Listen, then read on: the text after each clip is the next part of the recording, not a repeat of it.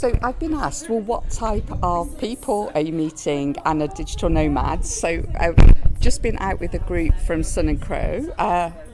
Let's just show you. So, hi.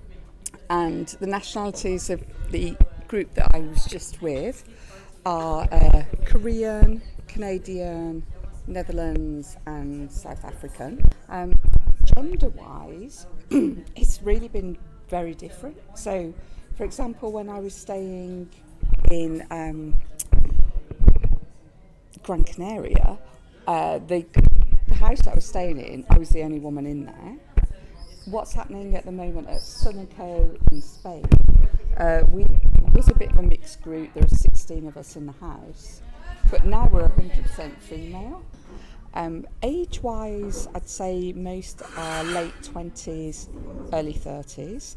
I've met, I think, just 3 or 4 people who are the same age as me or older. And I think that's really going to change it. I think you're going to get a lot more people that are older, that are going to be travelling, and because they have got more opportunity now, they're having that whole like midlife, not necessarily crisis, but re-evaluation. Most of the people are single. There are couples travelling, so I've met about 3 couples that are now doing this, and again I see far more potential for couples to travel, especially where both partners can work remotely.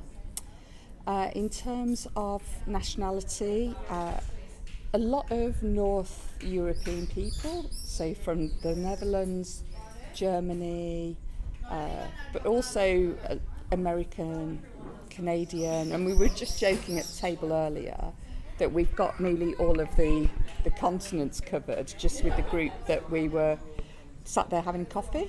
None of the people have children, and it's quite understandable why they are able to travel with not having children.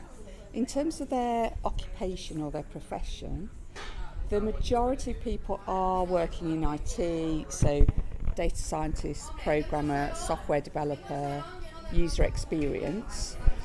And I'd say the majority of people are employed as remote workers.